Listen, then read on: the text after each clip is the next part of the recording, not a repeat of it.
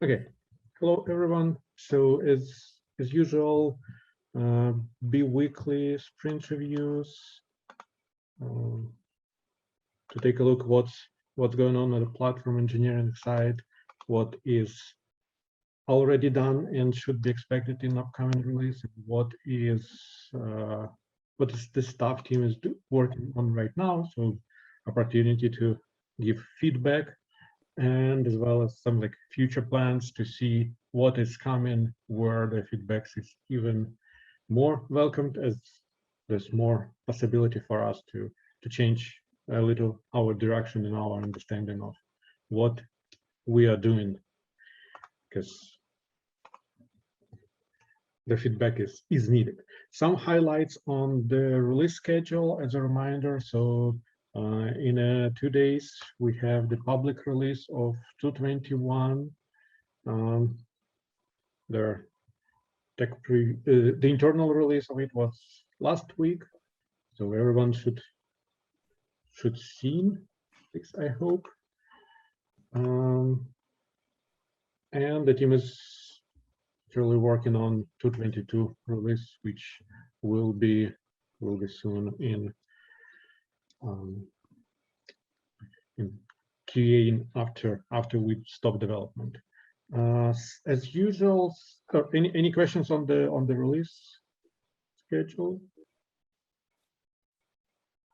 The 222 will be in the end of September, as usual, 4 weeks from the current one. So some highlights on big items, either usually highlights on either bug fixes or something like just get to inform everyone. So from the Debian, the Debian 11 support, we already in 221 will have the support for pmm-client in Debian 11. So everything good there. Thanks to Nikita helping with that. And also important note on the Mongo 5, the basic support. So just ability to monitor and be able to use PMM2 with Mongo 5. Like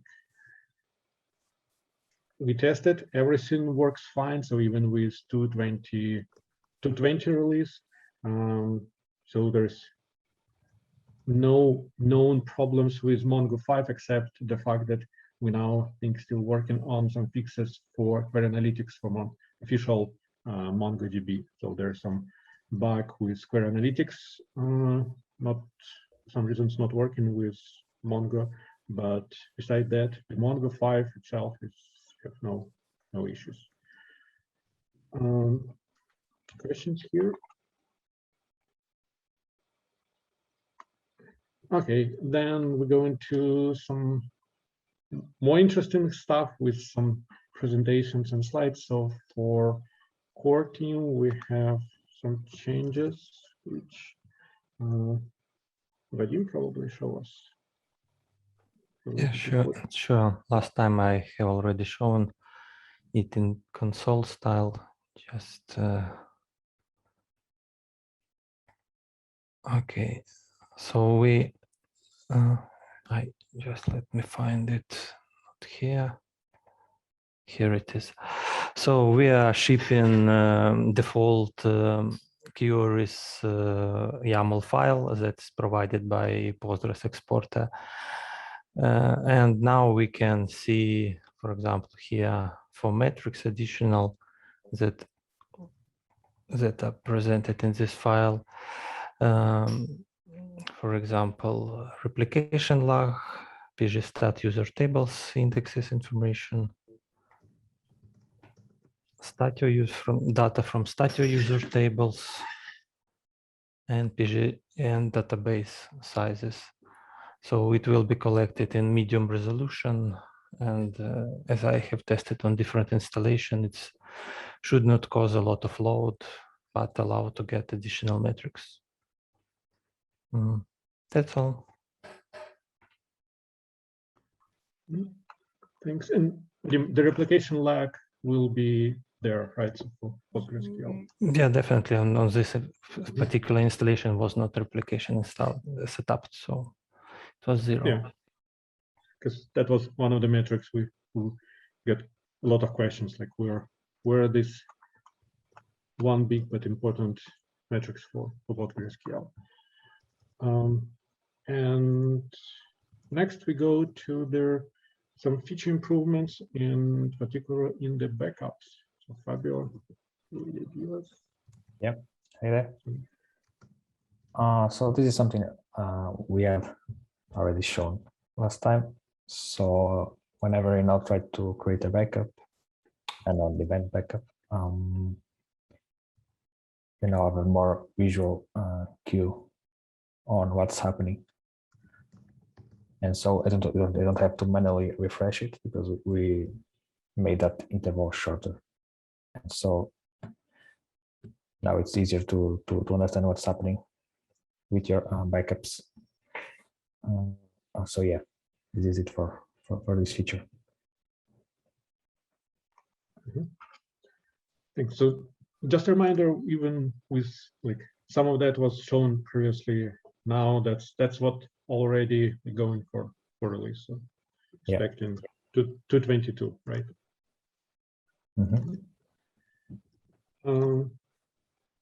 Okay, by my list, I think this is all for the part already done and already in release. So if there are any questions here, we can answer. If not, go to the next section. No questions.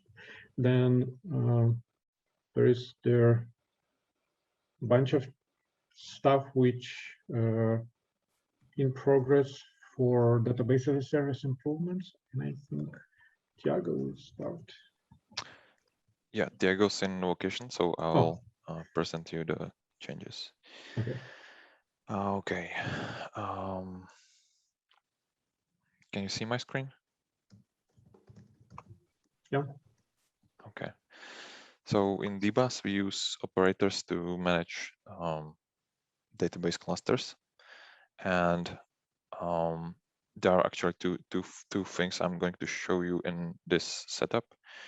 So now we are able to see the version installed of each operator. And so this is the first one, first thing.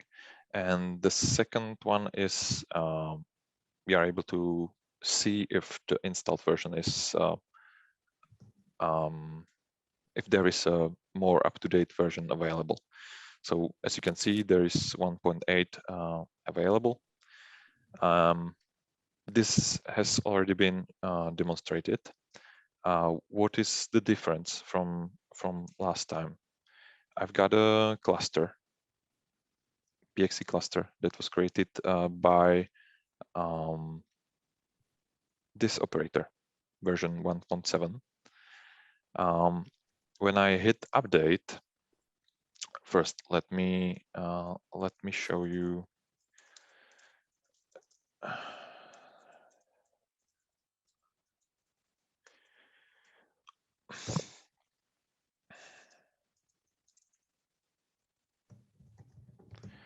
So as you can see, there are images that contain the version of the operator, right? So, and when we upgrade the operator, this can be, the same. So when I hit update, first off, you can see that operator was upgraded, but you can also see there are changes on the way on our cluster. What are these changes? Well, we replaced the 1.7 images with 1.8. Yeah, so this is basically what changed from the last time. So I have a question. Sure. May I? Okay. Sorry. Maybe this is a silly question. Are you doing the upgrade of the PXE part one node at a time, or is something in order to reduce the impact on the product on the cluster that is actually working, or how does it work? You mean operator? Like Yeah, we I don't. mean, are you so you rely on the operator doing the upgrade, or are you doing some operation? So this is not PXE cluster upgrade. This is Oh. only operator upgrade. Oh. What I do is to replace operator images. I replace the operator images, and yeah. Can you go back? Sorry, to the console. Sure, Maybe sure. I saw it wrong. So when you upgrade the version, you upgrade also the images of the PXE, right? The Percona No, images. No, just the the cluster images are the same. Okay. Yeah, Okay. so Got it. only operator related images changed. Okay. So there is no change in the background of the image itself. No, Okay. no. Okay, that was my Okay. Thank you. Okay, thank And you. Marco, I do think that's coming in time, Yeah. where the operator will now report to us what upgrade paths there are for the database itself from there. But I think the operator handles the scheduling and the order of operations. I think that's the whole purpose of the operator. So we don't have to coordinate. Yeah. I'm pretty sure that's what Sergey said. Yeah. But you know, that's the point. If this is totally managed by the operator will be, you know, responsible for the operation, and he knows what to do in order to do in a very less impactful way, right? So that was my concern. Okay, thank you. All right. Hey, So Steve, can you allow me to make a suggestion? No, keep moving. No. Yeah, what's up? All right. So, can you show again previous screen with operators? sure. Well, so here is I will be naming Nazi in this case. So the abbreviation we use PXE and the PSMDB is not official one, and even operators we don't have now these operators. We have Percona distribution for MySQL operator and Percona distribution for MongoDB operator. So my recommendation, we don't use abbreviation for non-existing products in PMM. Mm-hmm. I see. You made it sound like that was going to be a bad suggestion. That's a good suggestion. All right. So I did have a question, and thanks for going back to that screen, Jan. It said earlier, not supported in version 1.7. Right. Is that too assertive of of words, or is it like, I don't know, make me feel like I'm doing something wrong and I have no choice but to update? Oh, well, so this feature, so previous PMM servers or DBaaS feature was not compatible with 1.7 version of the operator, right? So I added the 1.8 and we started from that. Got it. So there is no, so we use a version service to determine which PMM server version is compatible with which PXE operator version. So, and there is only 1.8 because previous versions are not compatible. Got it. Yeah. Okay. So it's an appropriate warning. I just wanted to make sure that it wasn't like, oh, everything worked fine yesterday, and then all of a sudden you flipped to not supported.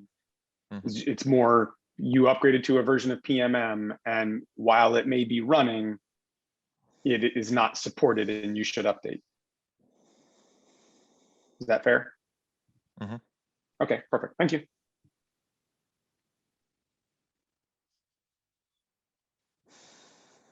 Any other question? I mean, part of me just wants to let you stop sharing your screen so we can ask another question and make you share it a fifth time. All right, Roma, keep going.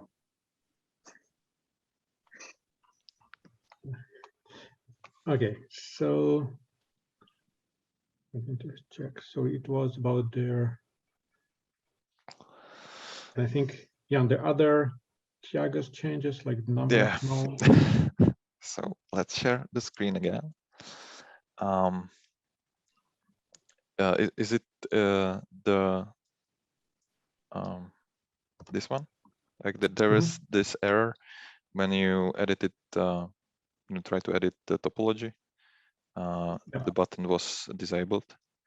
So that should be fixed now. Yeah, I need to log in.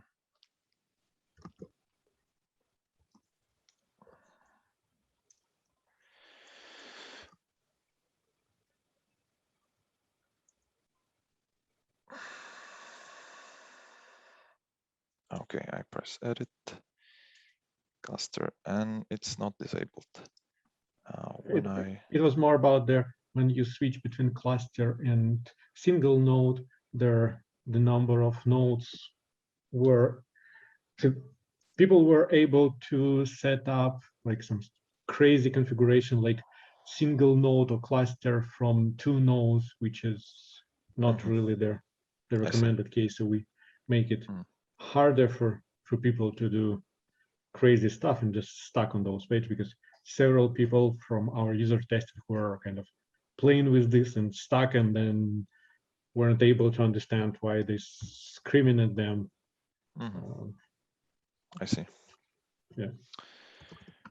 Okay, so maybe I'll leave the screen sharing on because the next step is also mine. Is there any question regarding this issue? Okay. So let's go to the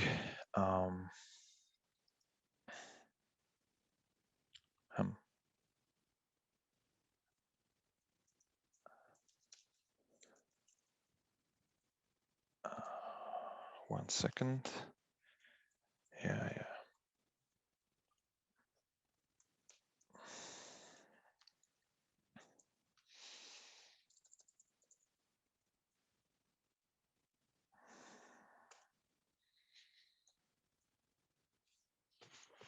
Okay, so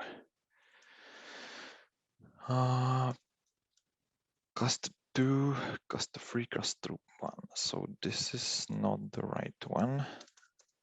I'm sorry. There are too many PMM servers running on my machine.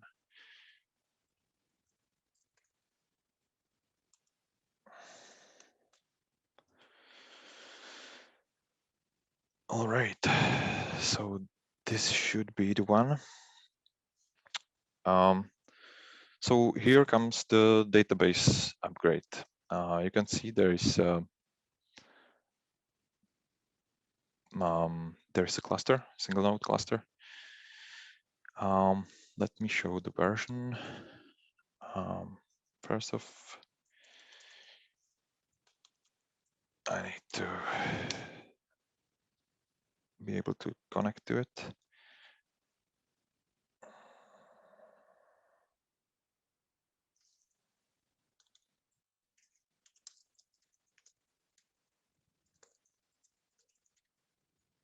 Yeah. So as you can see, there's this version of PXC running inside the cluster.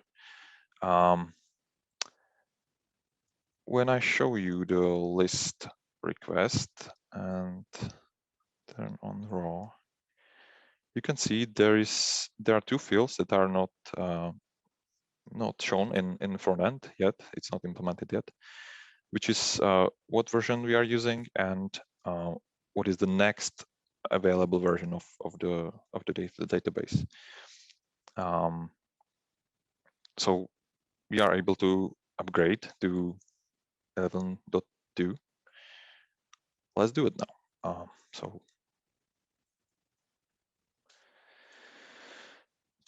there is this request. Let me show the important part. It's this one. So basically, when we create the cluster, we pass the image, which also contains the tag, which is the version.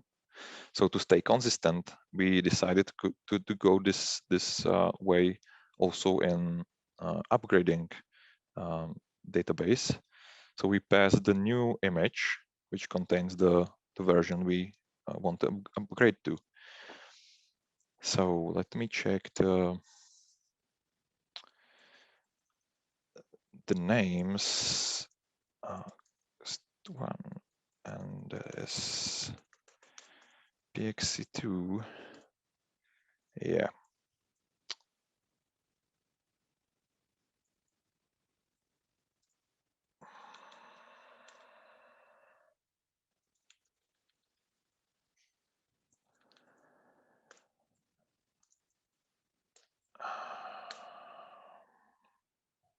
All right.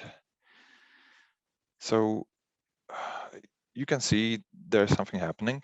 Upgrade started. Let's check what response we are getting.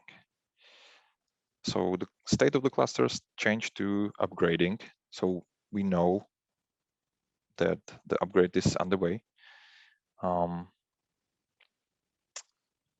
Yeah.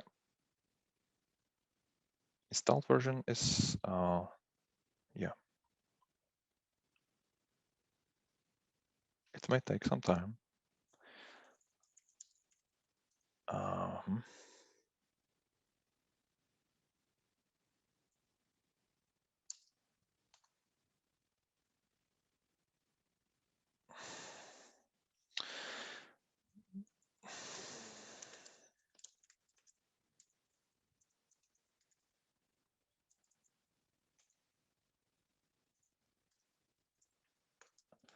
As you can see, well,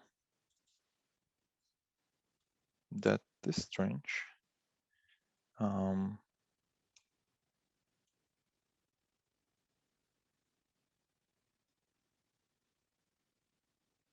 I in the correct cluster? Sorry, this is work in progress, so maybe there's some kind of bug. Can we get back to this later? Yeah. Let's move on and just back to this later next time, so it's not. Okay. So let's maybe go to the next item about the backups.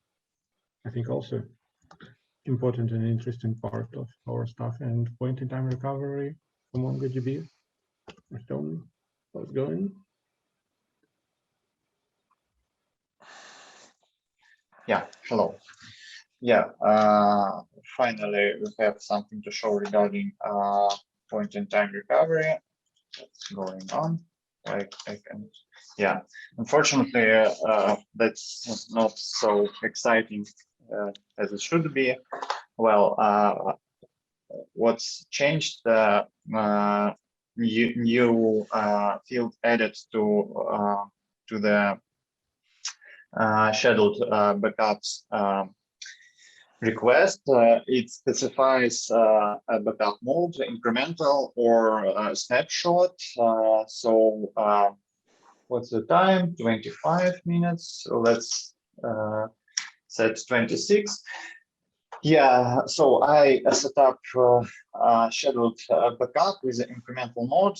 It will run in the next 2 minutes, but unfortunately, PBM requires something like 10 or 15 minutes to collect first upload chunks.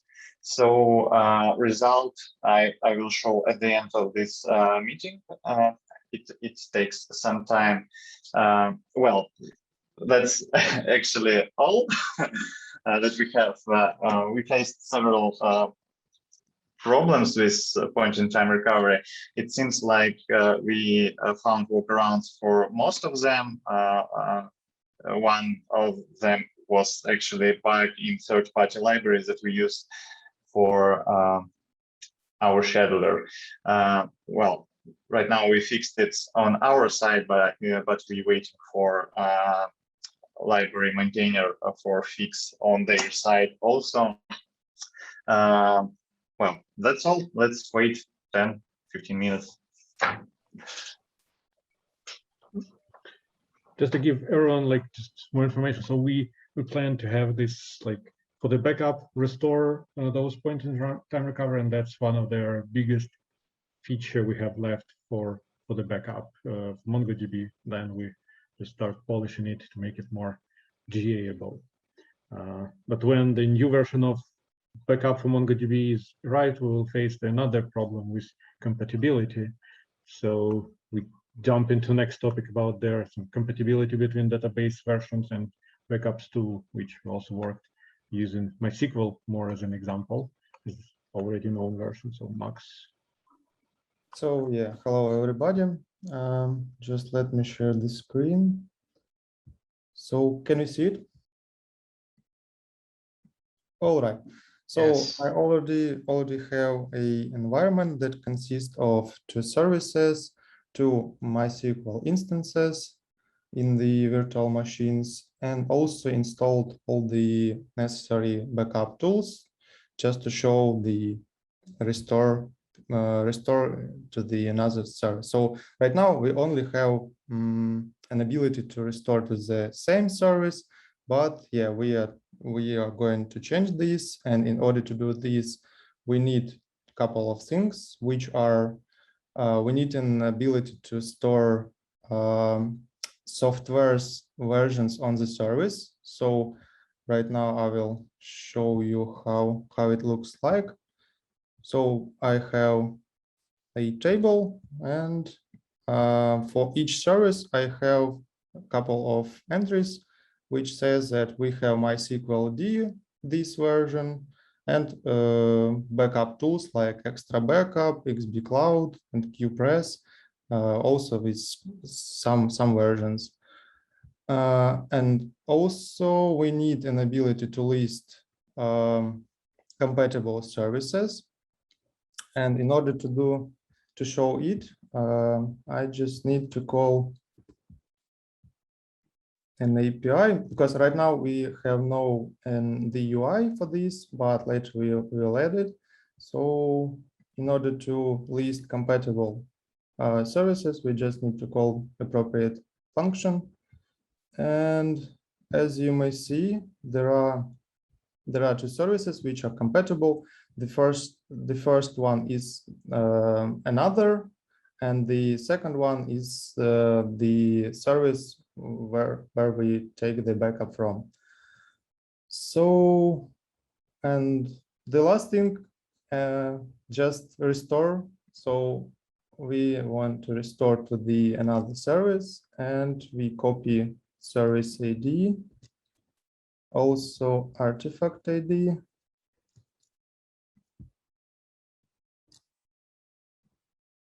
and we have restore ID. Then we can check the progress on the restore history tab. It could take a couple of minutes. Let's wait.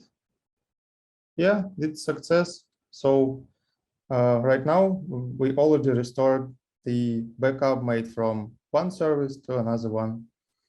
With compatibility checks, with checks that all the necessary backup tools are present and correct versions, and it's success. That's it. Any questions? Yeah, I just have one question. Where, like, just to get more information, because this is the first time we add in, like, properly add in, I think, the version information into the PMM. So where exactly we taking the version information? So these versions are taken from services, but we cache that versions on the PMM managed side because yeah, in order to not DDoS our clients, we need this information from our database. But these updates, so once we have these records in the database, these records will be updated each 24 hours. So if client updates his database, we will know that. So that's the agent who provides this information. Yeah, agent, yeah, directly fetches these versions from virtual machine or the machine that is on which PMM agent running. Yeah. What's the criteria? Is this data is only fetched for a backup though, right? Or are we inventorying all registered nodes? Oh, well, it's just fetched for each service. So we have services list, and for each service, we trying to find which software installed. Okay, so this is irrespective of backups. This is if there's a service installed, we now are cataloging environmental details about that service. Yeah. 223 Roma? It's a Slack joke. Roma knows what it's talking. You'll see if he starts sweating, he knows what I'm talking about. Well, I have more question about this. I would like to understand more. So you're saying services, you surveying services running. That means, say, if you already have service running with MySQL registered on destination node. Is that correct? So could you repeat that question? Yeah, so you're saying you're checking services available for a destination. Yeah. That means that you have MySQL already registered on destination node. Correct? Yeah. And when you restore backup, is it possible that MySQL is running? How do you handle shutdown and start of MySQL when you restore? Well, this is, yeah, I understand the question. So this is a responsibility for restore job. So it handles the case. It sees that if MySQL is running, we need to stop it. And if it's not running, we just do nothing and restore and try to run it again. And how do you stop it? It can be multiple ways how you start and stop. So yeah, we assume that the MySQL is started by systemd. So I'm running systemctl stop MySQL. Okay, and if it was started in different way and the system CTL fails, what do you do in this case? So we will not be able to restore, because this is a assumption that we need MySQL to run as systemd service.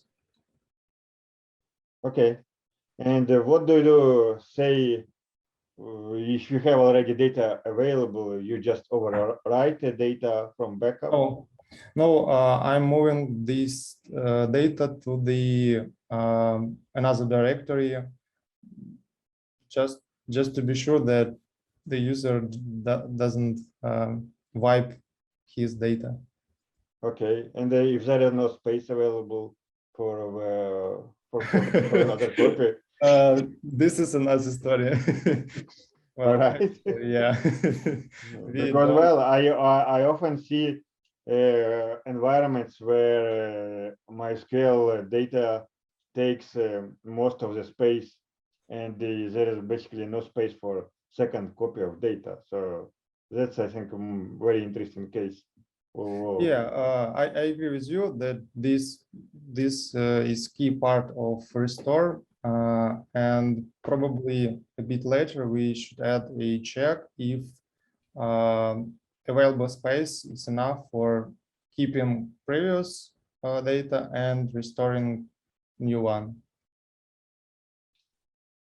Okay.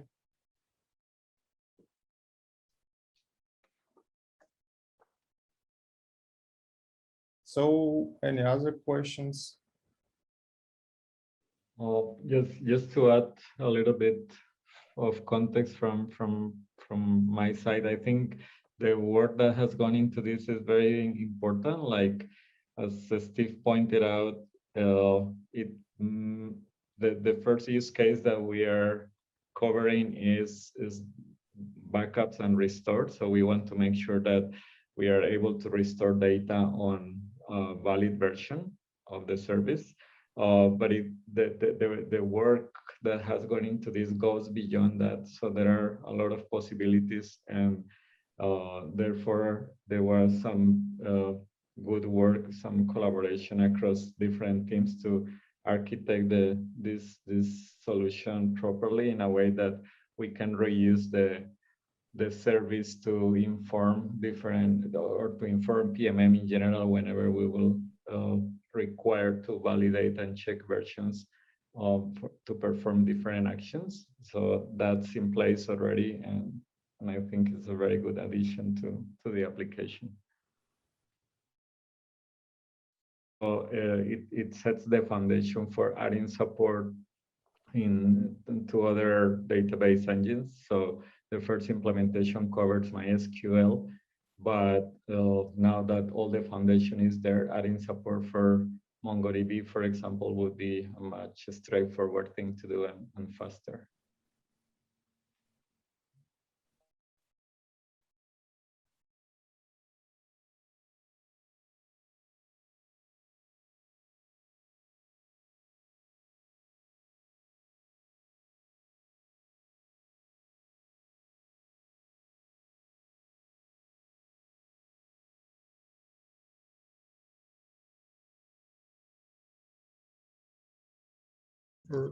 David?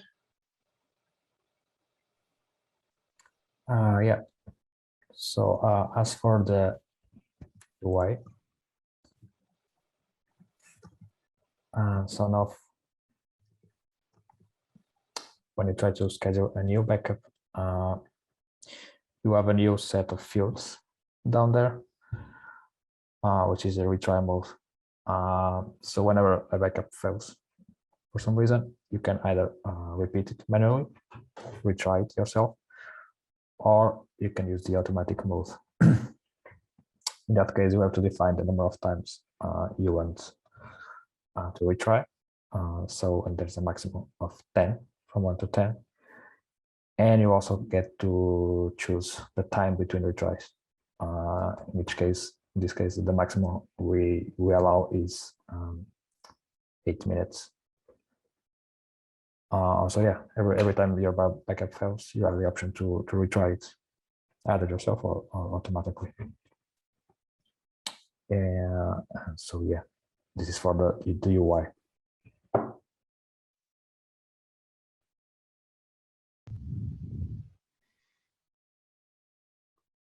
Any questions here? I can also share my screen and at least show how it works. Okay, so right now it's also for on-demand backups, but it's not yet in UI, so I will start it myself. Yeah, so here I specify retry interval 30 seconds. Now I see that it failed. Now I will fix the root cause of this error.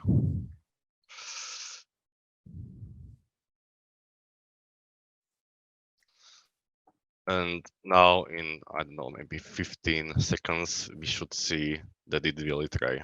And now it should succeed. Now we can see it's in error state. I already can see that my job started.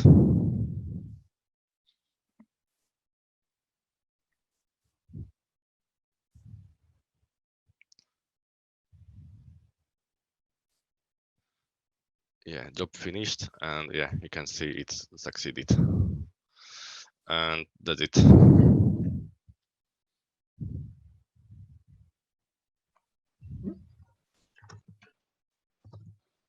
Thanks. Okay, with the next item for alerting, I don't know, Fabio, do we have something to show? Yeah, we do. Just close this. All right, so we are adding a new type of the notification channels. So besides email, Slack, and PagerDuty, we are adding webhooks as well. So once it's finished, you can set all these parameters that are in the API as well. So we got the name, URL, and then you can choose your authentication type, either basic or using a token. And after that, you have the TLS configuration. So you have the CA, the certificate, and the key, as well as the server name. So yeah, this is work in progress, but should be finished soon, we hope. Yeah, because the webhook for integrated alerting was one of their most requested extension to let people do something more with alerting. So that's probably the only one more identification channel we plan to add right now. So there will be 4 of them. Yeah. Okay, thanks. Questions there, maybe? Okay. Okay, let's then jump to some work in progress for core team, and even if it's kind of the bug, but looks like good to highlight here for some statuses for agents, because we got this report, I think, from some of the customers. So Vadim, will you show us this scary down event statuses? Yeah, just let me find it. Oh, here it is. So for some metrics, for example, like it's up when we have only state for when it's when a service is active, and we don't have, for example, a 0 state when the service is down, because no one can send us the state. So we are, based on this metric, we are drawing is it up, and if no metric is provided, then we consider it, then it's down. But some sort of bug when VM agents, for example, we are showing here VM agent status when the node is overloaded, and sometimes VM agent can't provide this status in time, and because this metric is scrapped each second, can be situation when we got status down because no metric was provided. For example, here it is, but actually on the next second we get this missed metric, and the status changed to up again. Oh, here it is. So no down was at all. In order to fix it, I have added offset to this formula in order to ignore last second and not confuse by such status. That's all. Thanks. So the next item was their AWS discovery based on MEI roles. But Thiago on vacation, right? So Dennis, who will show us this nice feature? Nobody will show us. I haven't found volunteers for that. So we'll discuss it next time. Okay, the goal there, just a reminder, we want to bring back the feature which was working on PMM1, I think, yeah. When for AWS instances, when you do the discovery, you can just assign the MEI role to their PMM server, and PMM server do their RDS instances discovery without any additional credentials. So you need to provide PMM of MySQL, for example, user name and password for monitoring, but you don't need the AWS credentials. So that feature will be soon back and working properly from the UI side in PMM. Okay, and we go into some portal stuff, I think. The organization management and stuff going on there. So Nicola. Yes, hello. So let me share quickly my screen.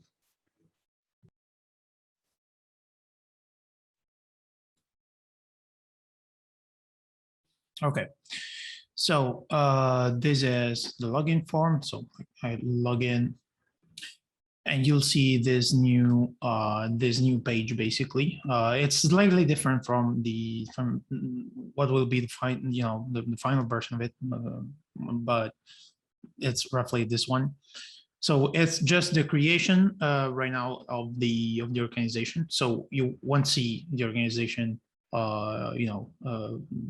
basically the view of the details of the organization after it's been created. But yeah, so you click on create your organization, other organization, sorry. You have this form, and you can just type the name of the organization, and you can save it. Right now we have some issues on the backend, so it's not working properly, but oh, it worked actually magically. But but anyway, yeah, that's it. It's just a creation, as I said, but normally we will work this sprint, so to speak, on the visualization of the information of the organization after it's being created, and also the actions to edit and delete the organization. And after that, also on the members of the organization. So right now you don't see it, but there will be another tab here for the members of the organization. So you will see the list of members, and you can also and there will be also actions for the super admins to edit members, etc., and also invite members. So that's it for now. Comments, questions?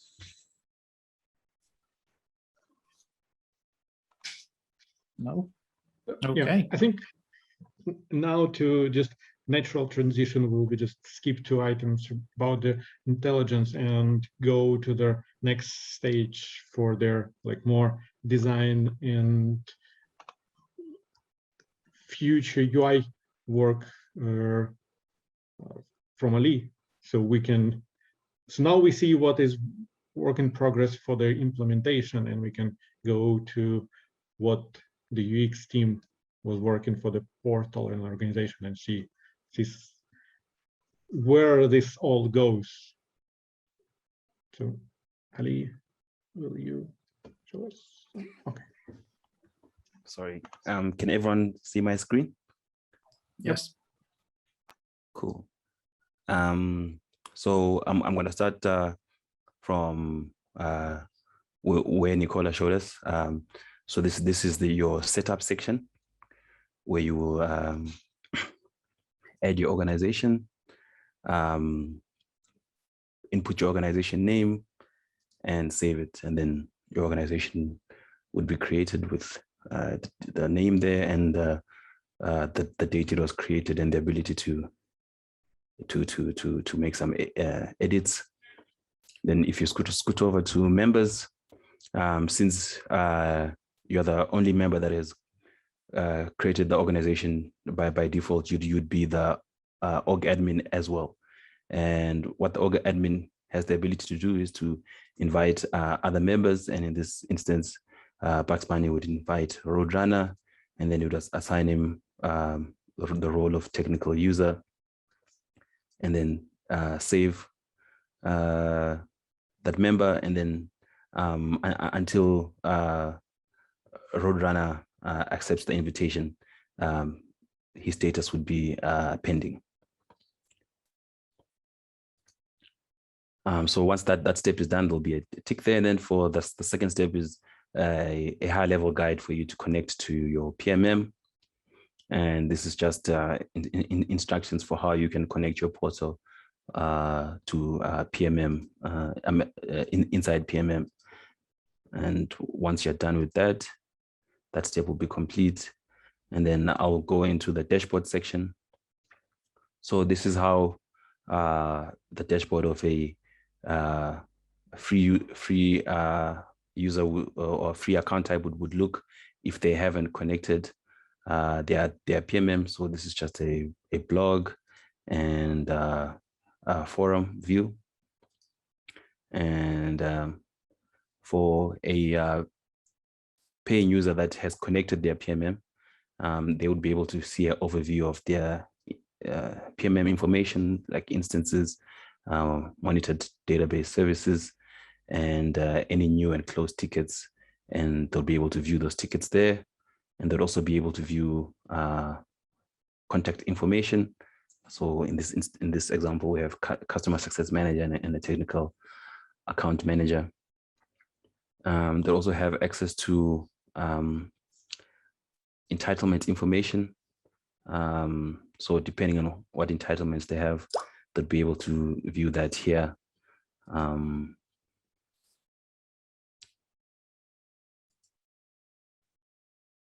then we also have a download section where you're able to download latest version of Percona software. And then these other links here take you outside of the portal. And then we have this section here for coming soon features. Any questions? Oh, and then one more additional flow is for the super user. So the super user is able to see multiple organizations. Yeah, that's it.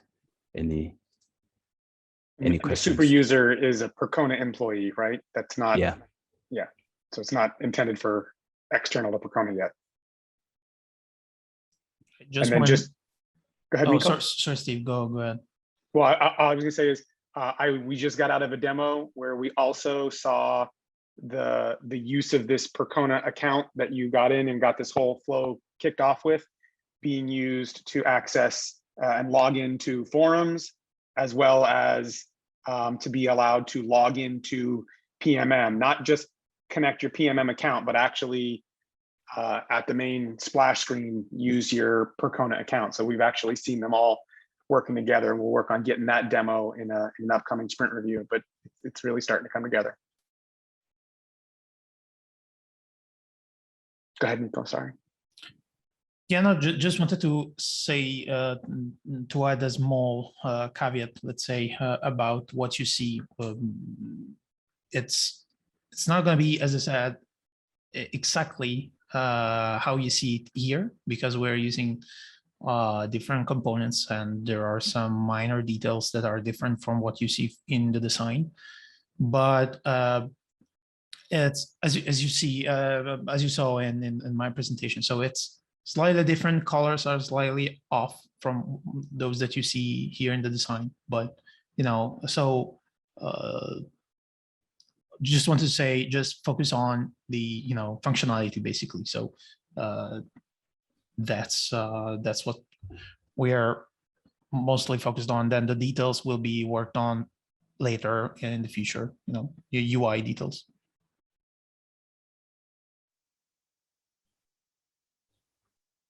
Cool. And then while we have time, I'll just show one additional feature that is still in early iteration. So I got a ticket some time back from Steve regarding how notifications are in PMM, and we're exploring a notifications feature to be able to allow the user to be able to see notifications and also have them categorized by what they possibly could mean. So yeah, still in early stages, but yeah, this is an improvement that we're also working on.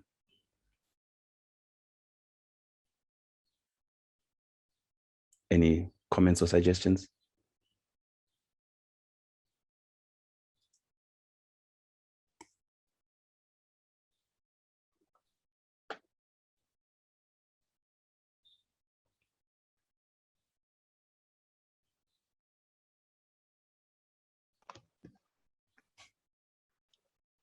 I guess like everyone nothing. likes it. Cool. Thanks, Celine. Can you please stop? Yeah. Well, I can show actually that point in time recovery works. Is it okay? Oh, perfect. Super exciting terminal stuff. So we can see that actually point in time recovery feature is enabled. That's PBM backup tool output on one of the nodes in the Mongo replica sets. And also we can see that we have one snapshot that we performed on first part of the presentation, and also we have time range for point in time recovery, and also you can see that it's 56 here, 46 and 36. So PBM tool appends chunks. It's something like 10 minutes usually. Yeah, it works on that side, but also it's important to know that a point-in-time recovery feature will be exclusive in terms that you can have you can perform simple backups and you can have simple scheduled backups. But if you want to enable point-in-time recovery, you should disable all your previous scheduled backups, and you cannot perform any simple backups anymore. That's because we can't interrupt a PBM state when it collects a log from Mongo. Well, so if you want to enable point-in-time recovery, that's the only feature you will have regarding Mongo backups. And well, I'm working on such validations now. So for example,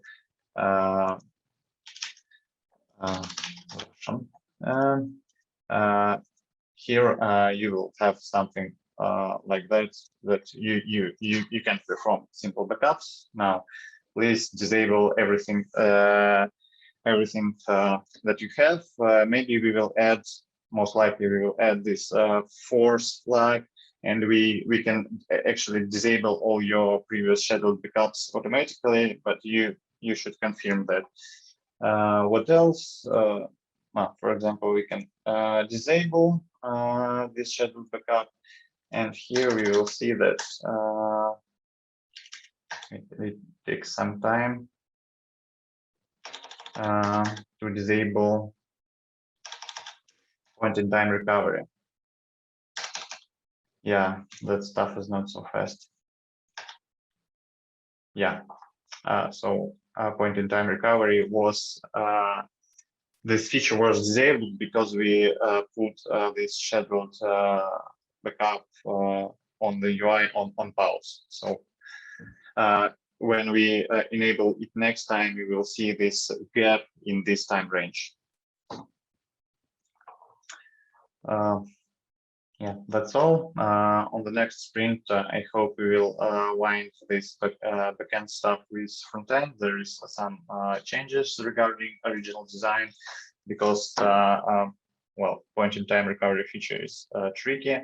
And also we will, well, next plan is copy some code from PBM tool code related to these time ranges actually, because most likely you want to get these time ranges when you don't have any actually Mongo instances or PBM tool at all.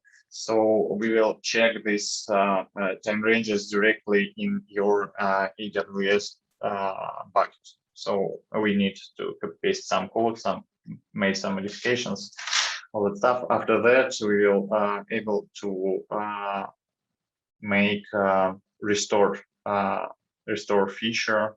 You will get this time range, and you will, I don't know, some field when you can input exact time that you want to apply. Yeah, that's all. Thanks. Okay, looks like we're out of time.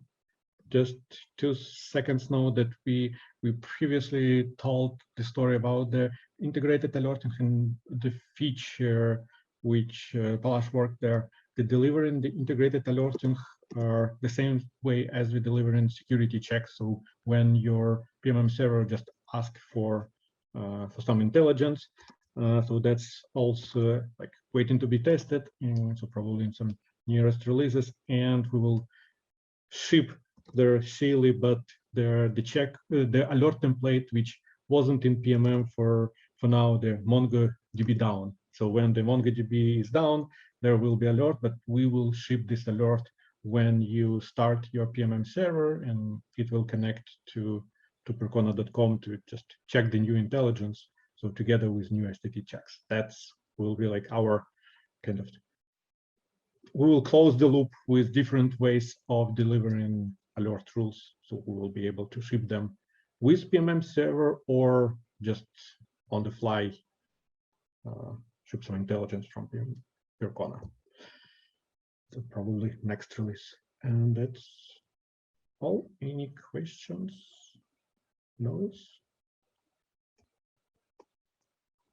If not, then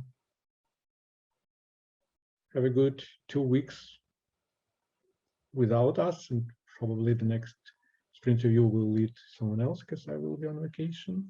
So see you in a month, some of you. And anyway, have a good end of the week.